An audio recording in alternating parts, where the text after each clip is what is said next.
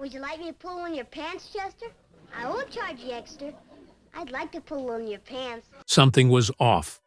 Fans of Leave It to Beaver, the beloved classic that captured the innocence of childhood in the 1950s, had always praised the show for its near-perfect execution.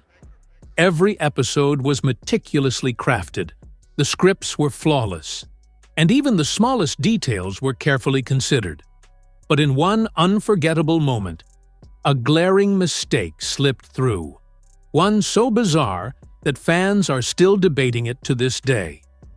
When the show first aired on October 4, 1957, it quickly became a household favorite. The charming story of Theodore Beaver Cleaver, his wise older brother Wally, and their wholesome parents, Ward and June, painted an idealized version of American family life. Over 6 years and 234 episodes, audiences watched Beaver navigate childhood mishaps, from simple school troubles to the hilariously absurd, like the time he got stuck in a giant soup bowl on a billboard. Unlike other family sitcoms of the time, which often revolved around the experiences of the parents, Leave It to Beaver focused on the world from a child's perspective. This unique approach made the Cleaver family feel relatable and genuine, even as they embodied the picture-perfect American dream. It was a show that, for many, felt too polished for mistakes. But no TV show is truly immune to slip-ups, and one peculiar error became legendary. In the episode The Poor Loser, which aired on April 25, 1963, an ordinary kitchen scene turned into a mind-bending mystery. June Cleaver, standing in her neatly kept kitchen, jotted something down on her wall calendar. Everything seemed normal at first glance, but for eagle-eyed viewers, a shocking detail lurked in plain sight.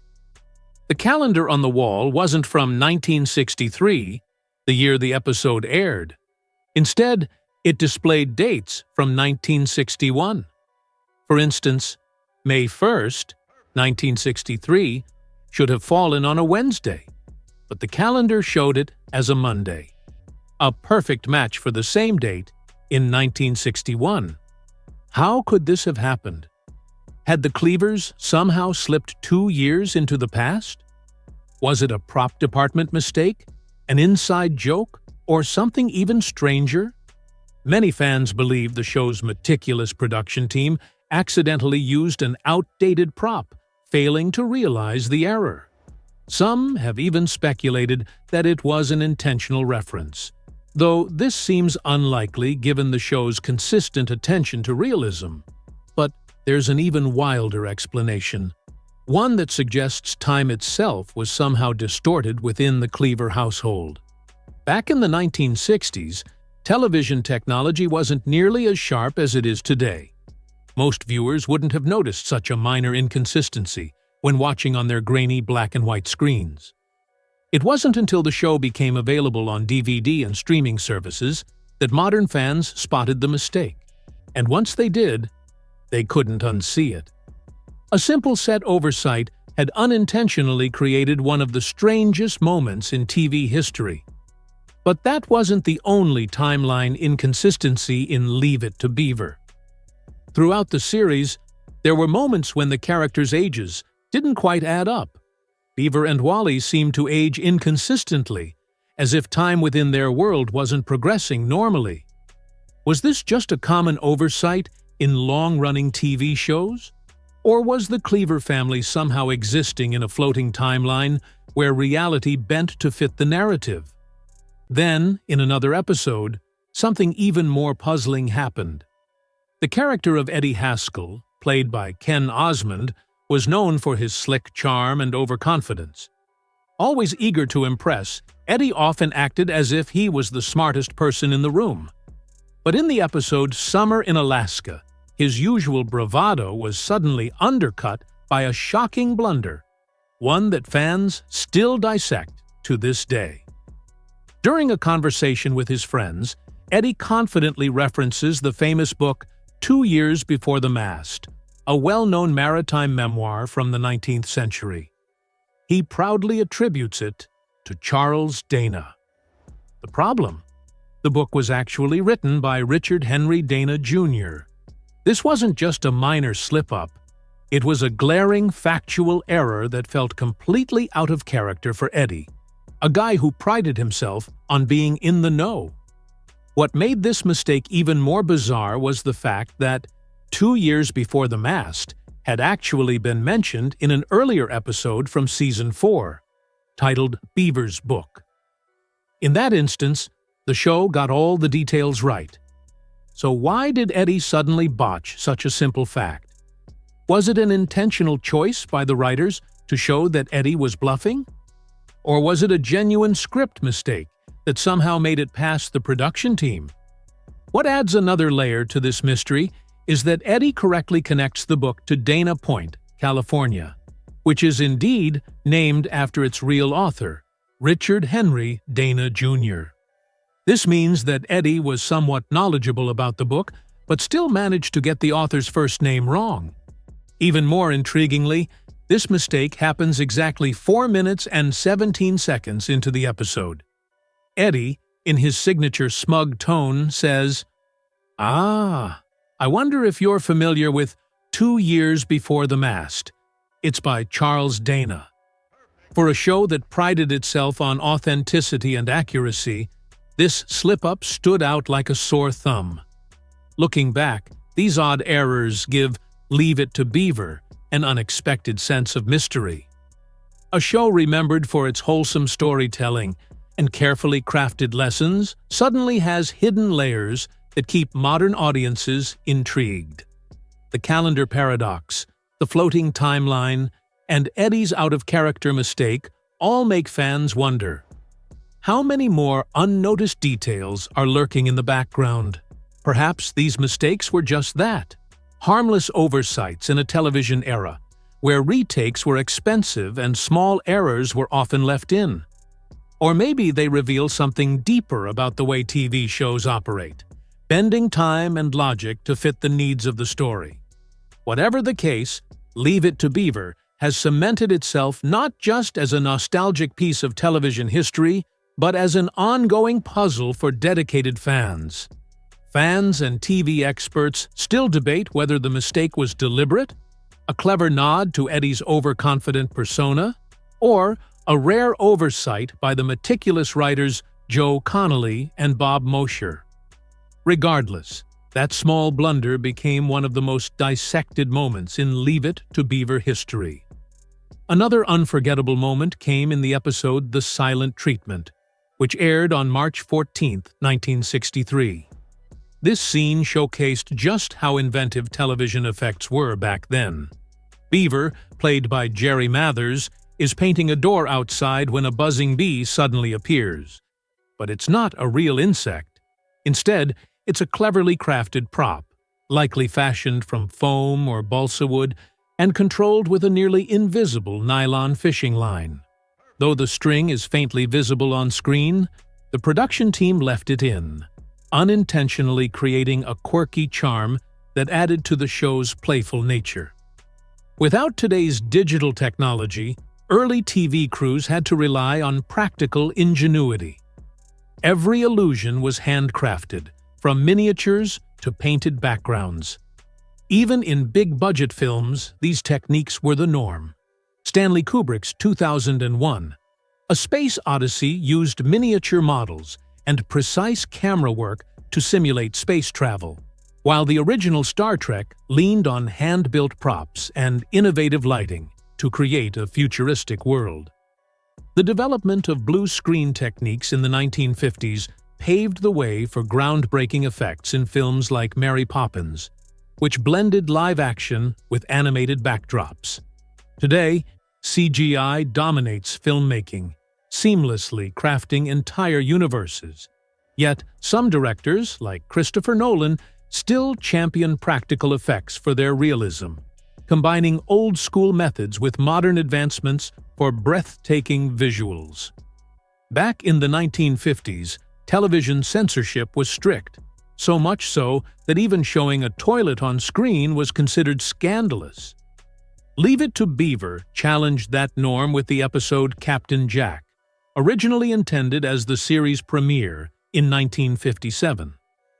The plot revolved around Wally and Beaver, attempting to hide a baby alligator in their toilet tank, an innocent premise that sparked immense controversy.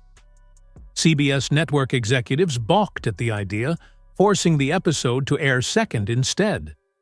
It was the first time a toilet appeared on American television, though only the tank was shown. This single moment led to heated debates between the show's creators and CBS censors. This 4-minute scene changed television history, challenging outdated censorship rules and paving the way for more realistic depictions of everyday life. It wasn't until 1971 that another television milestone occurred. All in the Family dared to air the sound of a toilet flushing. Leave It to Beaver set the stage for these shifts, subtly but powerfully influencing what was considered acceptable on screen. As audiences evolved, so did television, thanks in part to the quiet but groundbreaking moments that reshaped the medium forever. Leave It to Beaver had a way of making even the simplest situations unforgettable. And one of the most memorable moments came in an episode where Beaver decided to take matters into his own hands. Feeling left out after his older brother Wally planned a party without him, he wasn't about to just sit back and sulk. Instead, he devised a clever, if slightly mischievous, plan to get even. He created a tiny gadget, something he called an interrupter, and plugged it into the record player. The goal? To randomly stop and start the music, turning Wally's perfect party into complete chaos. And that's exactly what happened. 1 second, everyone was dancing, and the next, the music cut out, leaving guests frozen in awkward positions, confused and frustrated. If this prank had played out in real life, the music wouldn't have just stopped and restarted smoothly. It would have slowed down into a strange, warbling sound before finally getting back to normal speed. That tiny detail might have made the prank even funnier, but the show opted for a cleaner, more seamless effect. It's a small oversight, but one that fans still debate to this day. Despite that technical inaccuracy, the episode remains one of the show's most beloved, ranking as a fan favorite in multiple polls over the years. The record player prank? Easily the highlight, with over 68% of viewers in a 2018 survey calling it the funniest moment of the episode. Barbara Billingsley, who played June Cleaver, was the epitome of the perfect TV mom. Elegant, kind, and always put together, she set the standard for mothers on screen. But behind the scenes, she faced an unusual challenge, one that had nothing to do with acting. As the show progressed, her on-screen sons, Tony Dow and Jerry Mathers, started growing rapidly. Tony, who played Wally, shot up from 5 feet 2 inches to 5 feet 8 inches by the 3rd season. Jerry, playing Beaver, also had a growth spurt, going from 4 feet 3 inches to 5 feet 4 inches by the time the show wrapped. The problem? Barbara was only 5 feet 5 inches, and suddenly she was looking shorter than her teenage sons. That didn't fit the image of a 1950s mother, who was expected to be a strong, guiding presence. The solution was simple, but not exactly comfortable. High heels. At first she wore modest heels, but as her on-screen sons kept growing, so did her shoes. By the final season, she was wearing 3-inch heels just to maintain the illusion of the family dynamic. While this helped maintain the show's aesthetic, it made filming more complicated. The set's polished floors were already slippery, and the high heels made every step a careful balancing act. In one particularly nerve-wracking moment, Barbara's heel got caught in a floorboard, sending her stumbling dangerously close to a table full of fragile props. Fortunately, the crew was quick to react, preventing what could have been a disastrous fall. Even after the show ended, Barbara kept up the habit. In a 1997 interview, she laughed about it, admitting that wearing flats made her feel like she was shrinking. "Those heels became a part of me," she said. "I felt strange without them." But if there's one mystery that has haunted Leave It to Beaver fans for decades, it's the location of Mayfield. Where exactly was this fictional town? The show never made it clear, and that intentional vagueness has sparked endless theories. Some believe Mayfield was based on Cleveland, Ohio. Several episodes hint at this possibility, including one where Ward Cleaver is called the pride of Shaker Heights High School, a real suburb of Cleveland. Then there's the episode where Beaver and Larry walk through Mayfield's downtown, except the background isn't a set. It's actually Skokie, Illinois, with recognizable landmarks like St. Peter's Church and the First National Bank visible in the distance. But just when fans think they have it figured out, the show throws another curveball. Other clues suggest that Mayfield might be near the Pacific Ocean. In one episode, Eddie Haskell gets a summer job on a fishing boat in Alaska, something that wouldn't make much sense if Mayfield were in the Midwest. Then there's Ward's comment about living only 20 miles from the ocean. Ohio is nowhere near an ocean, which adds to the confusion. Some argue that Mayfield must be in California, especially since several scenes were filmed in recognizable parts of Los Angeles. In one episode, Wally and Ward drive down 3rd Street in Santa Monica, and the Elmo Theater and Clock Tower building can be clearly seen in the background. What made Leave It to Beaver so special was its attention to detail, except when those details got in the way of storytelling. Whether it was a prank that bent the rules of physics, a wardrobe trick to maintain appearances, or a town that refused to be pinned down, the show crafted a world that felt real yet remained just out of reach. Decades later, fans are still debating, reminiscing, and uncovering hidden gems, proving that sometimes the smallest details leave the biggest impact. The impact of Leave It to Beaver went beyond its nostalgic charm. It revolutionized how sitcoms approached storytelling. Unlike most comedies of its time, it didn't rely on a laugh track to tell audiences when to find something funny. Instead, it trusted the characters and their natural reactions to create humor. This was a bold move, considering laugh tracks were practically a requirement in 1950s and 1960s television. But the show's creators, Joe Connolly and Bob Mosher, had a vision. They wanted the humor to feel organic, stemming from real-life situations instead of forced punchlines. If a joke got too much laughter during filming, they cut it. Tony Dow, who played Wally, revealed that the show was never meant to be. That choice paid off, as the show's subtle humor set it apart from other sitcoms of its era. While it never cracked Nielsen's top 30 ratings during its original run, its impact grew over time.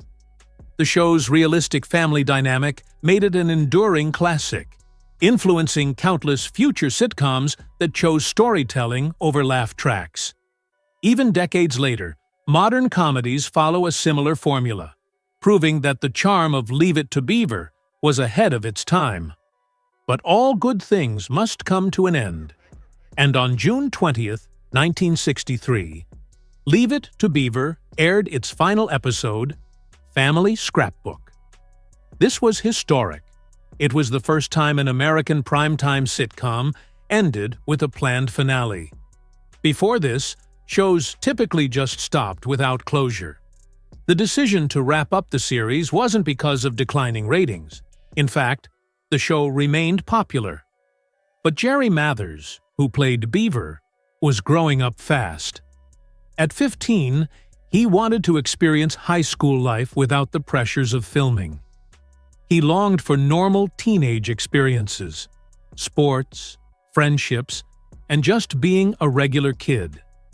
Connolly and Mosher respected his wishes and felt the story had reached its natural conclusion. With Wally graduating and Beaver maturing, The family's dynamic was changing, making it the perfect time to say goodbye. The finale gave fans a heartwarming farewell. In it, June Cleaver finds an old scrapbook, and the family takes a trip down memory lane, reminiscing about the show's most memorable moments. It was a perfect send-off, even answering a long-standing mystery, how Beaver got his nickname. Ending the show in this way set a new standard for television. It proved that finales mattered and that characters deserved a proper goodbye. Since then, many iconic shows have followed in its footsteps, ensuring their stories conclude with the same kind of respect and thoughtfulness.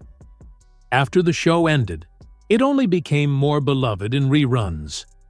New generations discovered and fell in love with the Cleaver family, keeping its legacy alive. This overwhelming nostalgia led to a reunion movie, Still the Beaver, in 1983, followed by a sequel series, The New Leave It to Beaver, which ran from 1984 to 1989.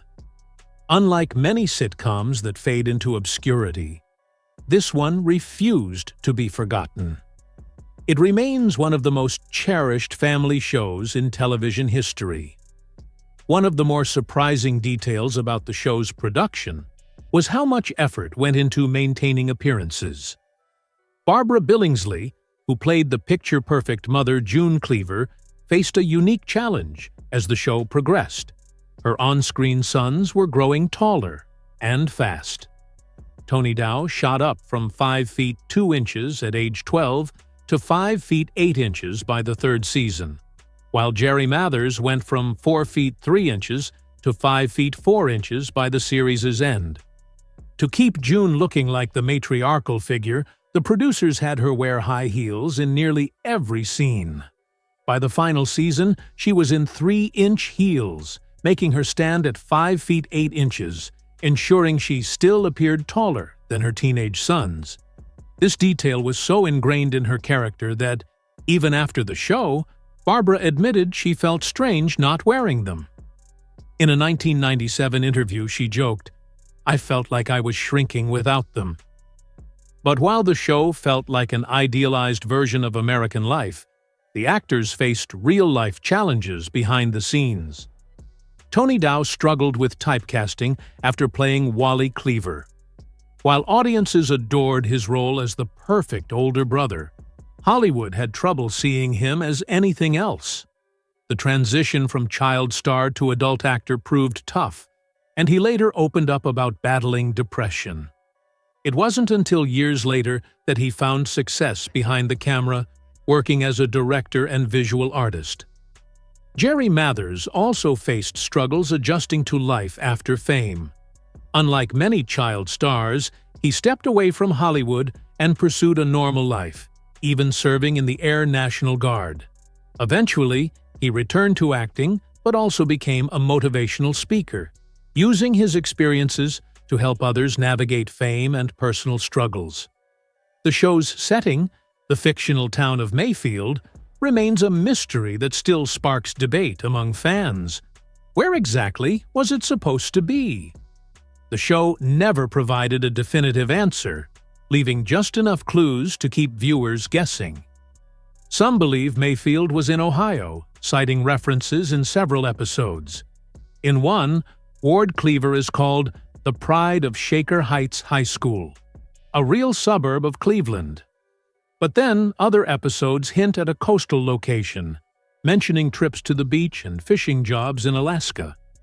The inconsistencies were likely intentional, making Mayfield feel familiar to everyone, regardless of where they lived. Even decades after its final episode, Leave It to Beaver remains one of the most influential family sitcoms ever made. It wasn't just about the Cleaver family, it was about storytelling that felt genuine, humor that came naturally,